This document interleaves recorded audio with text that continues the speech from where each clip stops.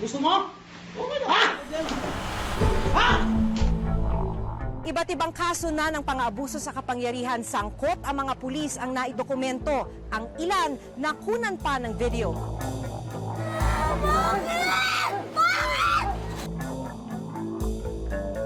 Siniyasat ng Reporter's Notebook ang ilan sa mga kontrobersyal na kasong ito. Hindi ako nang makamalaki sa inyo, sir. Ano mo ang pre? Sinipan, sir. Sinipan nyo nga yung Tumayo ka nga. June 27, 2017, pasado alas 11 ng gabi, sa loob ng barangay hall ng Barangay San Jose, Mandaluyong City, nakuna ng cellphone video ang isang pulis na kinilalang si PO1 Jose Julius Tandog na may hawak na yantok. Kausap niya ang dalawang lalaking nahuli raw dahil sa pag-inom sa labas ng bahay ng 10 oras ng gabi. At nang poposasan na ni PO1 Tandog ang isa sa mga lalaki, doon na nagkainitan ang dalawang panig. Ano kami, sir? Kung titikitan nyo kami, sir, tikitan nyo kami. Gusto mo? Okay na. Ha? Hanggang sa sinimulang hatawin ni PO1 Tandog ng yantok ang dalawang lalaki. Ha? Sige, laban! Puputukan ko kayo. Halos walang humpay ang paghampas niya sa dalawang biktima. Ha? Ang isa pang pulis na humuli sa dalawa na si PO1 Chito Enriquez na nasa likod ni PO1 Tandog habang hinahampas ang mga lalaki. Hanggang ang isa sa mga lalaki umiwas na at tumakbo palabas ng pinto ng barangay hall. Naiwan naman sa loob ng kwarto ang isa pang nahuling lalaki pero patuloy pa rin siya sa pag-record ng video. Maya-maya pa bumunot na ng baril ang pulis at itinutok sa naiwang biktima. Kaya, putukan kita. Sige, lapit! Natigil lang daw ang mga pulis nang dumating na ang kapatid ng nakalabas na lalaki. Kinabukasan, June 28, nahanap ng GMA News ang dalawang lalaking nasa video. Sa hiling nila, itatago namin ang kanilang pagkakakilanlan. Si Eugene, hindi niya tunay na pangalan, ang lalaking nakitang tumakbo palabas. Sariwa pa ang mga pasa at sugat sa kanyang binti, dibdib, kilikili at batok. Pero si Alfred, hindi niya rin tunay na pangalan, ikinwento sa Reporter's Notebook ang kanilang naging karanasan. Ito po yung unang palo sa akin, pangalawa. Tapos yung tumayo po ako, Dinunggol niya po ako. sabay hinataw niya po ako dito. Dito po. Tapos ito. Tapos yung dito po sa dibdib. Gago ka! It's a clear case of police brutality kasi lumampas sila dun sa dapat nilang ginagawa. Naging brutal sila, pinagmalabisan nila yung dalawang preso nila. Nakasaad sa Traffic Management Code ng Mandaluyong City na ipinagbabawal ang paggamit ng kalsada at sidewalk ng lungsod para sa anumang aktibidad gaya ng pag-inom ng alak. Well, may ordinansa kasi dito sa Mandaluyong yung drinking liquor in public place. Talagang bawal yan. Ngayon, lahat na nagiinom dyan, tinitikitan yan eh. May fine na 500. Kaya lang, nung sinita nga to, nung titikitan, nagsasagot nga according dun sa mga pulis, tapos nagmura. Pero hindi pa rin, sabi ko nga sa kanila, hindi pa rin justifiable yung force na ginamit nyo. Although, actually, aminado naman yung mga hinuli na may kasalanan rin sila eh. Ang issue dito, yung force na ginamit, which is excessive talaga kung makikita mo. Sir, meron ba kayong ano rito ng barangay? Meron kayong parang nga ano? Rules and regulations. Rules and regulations. Dami niyong alam. Dami niyong alam ah. Ayon kay Alfred, hinanapan nila ang dalawang pulis ng kopya ng ordinansa at kung ano talaga ang parusang dapat na ibigay sa kanila. Yung inihingi ko po yung resolution na pwede mo kayong pusasan. Sabi ko, sir, tikita mo na lang kami. Tapos sabi, gusto mo. Gusto mo? Okay na. Ha? Doon na po siya nagtuloy-tuloy mamalo. Pagpalo po kayo sa kaibigan ko, palo rin po sa akin. Salitan po kami. Si Alfred ang kumuha ng video. Hindi raw niya ito inihinto kahit pa iniinda ang malalakas na hampas ng yantok. Mga siguro po, mga 30 seconds po, na sunod-sunod talagang walang humpay na parang ginagawa kaming aso. Tinutukan nila ako. Lumaban daw ako para humandusay daw ako. Mahirap, naabuso. Na-trauma po ako kasi first time ko pong matutukan ng baril. Tapos pulis pa. Alam ko pong lumabag ako sa batas, pero drinking outside parang mahirap naman po yun. Yun lang po yung, gusto ko lang makuha yung ticket ko. okay na, uwi na po kami. Pero hindi po ganun yung nangyari. Hanggang ngayon po, wala po akong ticket na natanggap. Wala pang binigay na ticket sa akin, hindi po ako tinikitan. Humanap din sa media ang dalawang pulis para magbigay ng kanilang panig. Sabi nila naging bayolente sina Eugene at Alfred nang sitahin at dalhin ang mga ito sa barangay hall. No-react lang po ako dun kasi wala po naman ako magagawa. Pinagmumura ako, ganyan. Gusto nila akong kuyugin sa loob. Nung bumulot ang baril, ang napansin ko dyan, hindi naman threaten yung buhay ng pulis. Talagang hindi pwede. Nahaharap ngayon sa kasong administratibo at kriminal ang dalawang pulis Mandaluyong. Yung administrative, ongoing na yan. No? On the part naman ng criminal case, depende na yan sa decision ng victim, no? O ng suspect. Kasi pag ayaw nila magreklamo ng criminal case, talagang hindi magpo-prosper naman yan. So pagka pumunta dito yan, i-entertainin naman namin para mapailan yung mga pulis namin ng criminal case. This one, I think it is will fall on grave misconduct, no? So sa grave misconduct, may penalty o punishment na suspension, demotion, or dismissal, no? Sa panayam ng reporter's notebook sa hepe ng NCRPO, sinabi niyang ipapadala sa Marawi City sina PO1 Tandog at PO1 Enriquez. Lumabas na yung order nila last week, no? From NCRPO going to ProArm. May specific instruction si Chief PNP na specifically ma-assign sila ng Marawi. So, ano kami dito? Basura? So parang ganun ang impression na nakikita natin. Sa tanong kung bakit kailangang sa Marawi sila dalhin, Of course, kailangan tanggalin nga lang sila doon sa parang sinasabi nilang comfort zone, no? O yung sphere of influence na sinasabi.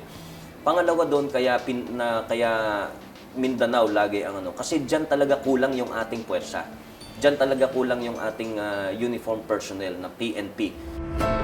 hindi ito ang unang beses na nasangkot sa aligasyon ng pang-aabuso sa kapangyarihan ang mga pulis. Binalikan ng reporter's notebook ang ilang high-profile cases na kinasangkutan ng mga pulis.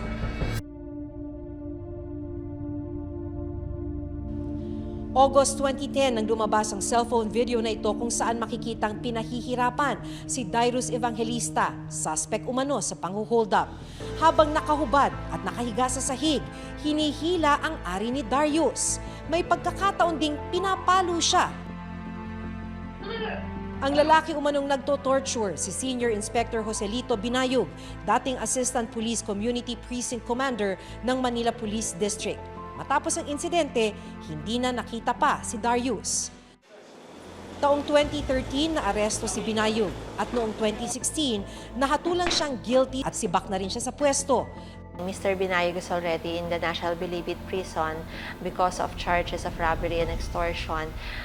But his case for violation of RA 9745 remains pending in the RTC. So that is something that we would want also to be resolved soonest so that he can be made accountable for the acts he committed against Darius Evangelista. Nakuna naman ang CCTV footage noong September 8, 2016, ang pagharang kay Mark Culata ng mga pulis sa isang checkpoint sa Tanza, Cavite habang sakay ng kanyang motorsiklo. Isinakay si Mark sa police mobile habang minamaneho naman ang kanyang motorsiklo ng isa pang pulis. Ayon sa Tanza Police, pinakawalan nila si Mark bandang alas 12 ng madaling araw. Kinaumagahan, nakita na lang ang bangkay ni Mark sa ilalim ng Lambingan Bridge sa Tanza. May tama siya ng bala sa ulo at iba pang parte ng katawan. Nakamasking tape ang bibig at may karatulang "Pusher ako". Ayon sa spot report ng Tanza PNP, may natagpo ang 2 sachet ng pinaghihinalaang shabu sa tabi ni Mark. Pero duda ang kanyang pamilya kung paano siya namatay.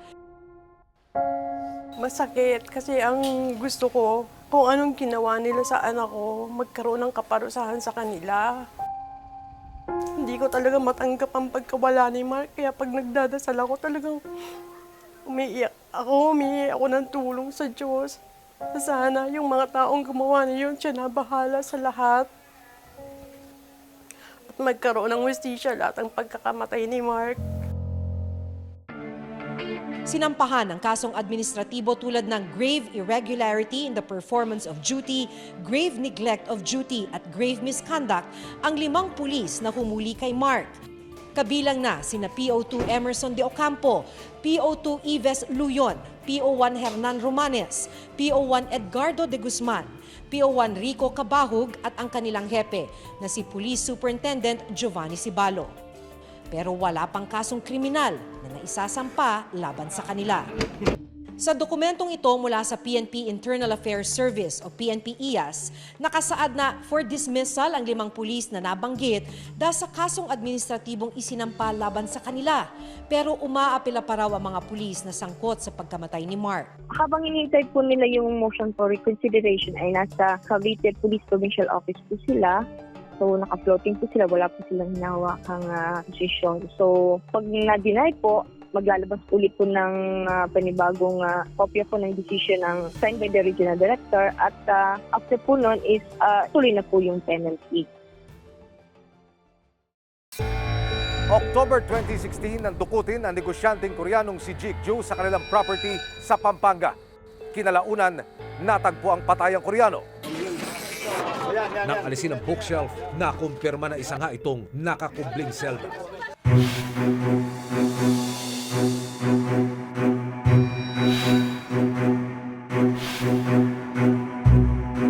Ang isa sa pinakakontrobersyal na kasong kinasangkutan ng mga pulis kamakailan, October 2016 nang dukutin ang negosyanteng Koreanong si Jik Joo sa kanilang property sa Pampanga. Saka dinala ng mga nagpakilalang operatiba ng Anti-Illegal Drugs Group sa dati nilang opisina dito sa loob ng Campo Crame.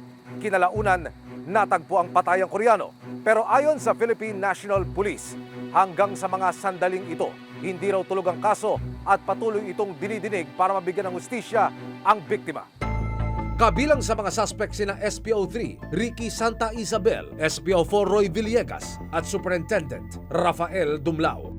Patong-patong na kasong carnapping at kidnapping with homicide ang kanilang hinaharap sa ngayon. Meron po kasing pre-ops po yan, kaya po lalabas po na legitimate operation po talaga yung lakad po dahil naka-coordinated po sa PDEA po. Nagtungo kami sa custodial center ng PNP para subukang kunan sila ng panig. At tanungin ko lang po si Colonel Dumlao, dito pa rin ho ba siya naka-detain, sir? Dito pa rin, sir? Sino po ang kasama niya, sir? Si Colonel Dumlao tsaka... okay. So, bawal... bawal. Okay, sige. Nakausap po natin yung mismong mga personnel ng PNP Custodial Center at sila na po ang nagkumpirma na dito nga nakadetine sina Superintendent Dumlao at si SPO4 Roy Villegas. Nasa NBI Custodial Center naman si Santa Isabel. Para alamin kung paano umuusad yung kaso, nagtungo kami sa Regional Trial Court sa Angeles City kung saan nakasampa mga kaso laban sa mga pulis.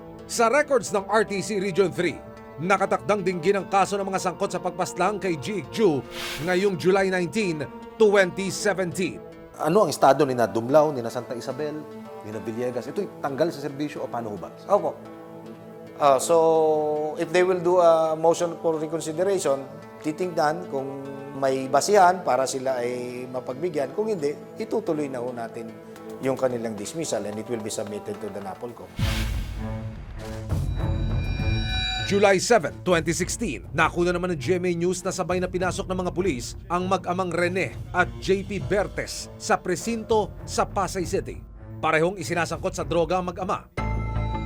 Matapos ang 12 oras, natagpo ang patay ang mag-amang Bertes sa loob ng presinto. Sa nakuwang incident report ng Reporter's Notebook mula sa Pasay Police noon, sinabing ng agaw ng baril ang mag-ama, kaya pinaputokan sila ng baril sa iba't ibang bahagi ng katawan ng dalawang pulis. Kinilala ang dalawang pulis bilang sina PO2 Alipio Balo Jr. at PO1 Michael Tomas. Sinampahan sila ng kasong murder. Isang taon mula nang mangyari ang insidente, maila pa rin ang hustisya para sa mga kaanak ng mag-amang Bertes. Ang sabi ko nga, tanggap ko na makulong asawa ko, pero hindi ko tanggap na pinatay niyo siya. Na walang kalaban-laban yung mag-ama. Inilabas ang warrant of arrest para kina Balo at Tomas, pero ayon sa abogado ng pamilya Bertes, ngayon daw po ay nagtatago na ang dalawang pulis na ito. Sa kasalukuyan po ay wala pa pong leads, wala pa pong naulat na balita kung nasaan yung dalawa. Kung wala sila doon sa kanilang dapat na lugar, kung nasaan sila, kung tinakbuhan nila yung kanilang responsibilidad, they'll be dismissed from the service. Naging kontrobersyal naman ang ginawang paggain ng search warrant ng Criminal Investigation and Detection Group o CIDG Region 8 sa dating alkalde ng Albuera, Leyte na si Rolando Espinosa. Itinuturong sangkot sa iligal na droga si Espinosa. Napatay siya sa loob ng kanyang selda sa Leyte Sub-Provincial Jail. Sa videong ito, makikita ang wala ng buhay at dugo ang katawan ng dating alkalde. Sa isang selda, napatay rin ang isa pang drug suspect na si Raul Yap. March 20, 2017, naglabas ng arrest warrant ang Korte ng Baybay, Leyte para sa kasong murder laban sa 19 na pulis kabilang na sina dating CIDG Region 8 Chief Senior Superintendent Marvin Marcos na siyang nanguna sa operasyon, Chief Inspector Leo Laraga na siyang nakabaril kay Espinosa, Superintendent Santi Noel Matira at iba pa nilang kasamahan. Pero June 8, 2017, nagdesisyon ng Department of Justice o DOJ na ibaba ang kaso mula murder at gawin itong homicide. So ano ho ang naging pasya ng pamunuan ng Philippine National Police laban dito sa grupo ni Marvin Marcos, sir? I believe that the decision was to dismiss them. Okay. However, naka-MR. Pero yung criminal na kaso, hindi ho kasi kami ang nagsampa ng kaso. Nitong April 27, 2017, sorpresang binisita ng Commission on Human Rights o CHR ang himpilan ng Manila Police District, Station 1 sa Tondo, Maynila. Meron kasi nag-report na aside from this, meron kayo pang isang area na inaano, pero ito lang po, sir. Sigurado kayo, ha? Dali lang. CHR po kami, huwag kayo matakot. CHR. Human rights po kami. Ilan kayo dyan? Ilan kayo? Ha? Marami. Nang alisin ang bookshelf, nakumpirma na isa nga itong nakakubling selda. Sa investigasyon ng CHR, lumalabas na lahat ng nasa secret jail mga drug suspect. Ano na kayo matagal dyan? Ilang araw? Sinampahan ng kasong administratibo ang hepe ng istasyon na si Police Superintendent Robert Domingo. Wala pa, Colonel, na nadidismiss doon sa mga kaso na yun? Nakausap ko si Superintendent Domingo. Tumanggi na siyang magbigay ng pahayag dahil naisampa na naman daw sa ombudsman ang kaso at narelieve na siya sa pwesto. Narito po tayo ngayon sa harapan ng Raha Bago Police Station at naging kontrobersyal po ang presinto na ito matapos na madiskubre ng Commission on Human Rights yung di umano'y secret cell. Pumarito po tayo para personal nating makita kung ano na po ang itsura ng loob ng presinto, kung naroon pa ho ba yung sinasabing gawa-gawang selda.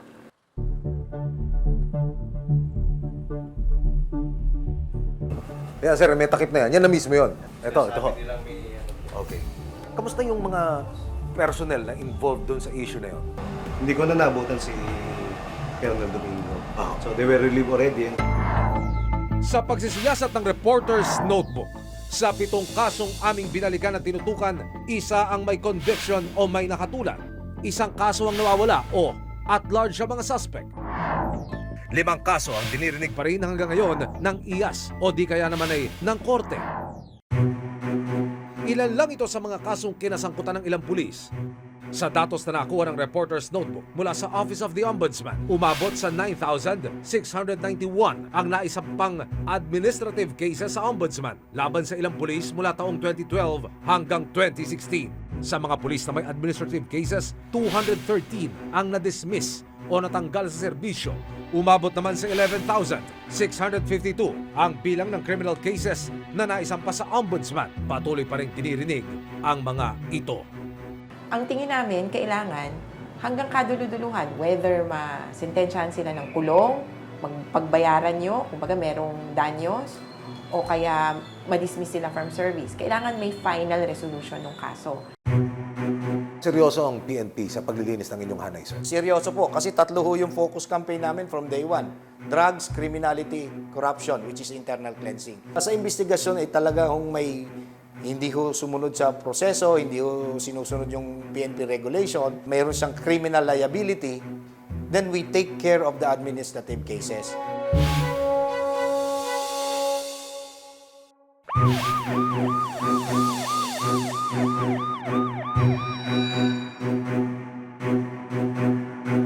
Makailang ulit nang nasangkot sa iba't ibang kaso ng pang-aabuso ang ilang miyembro ng PNP.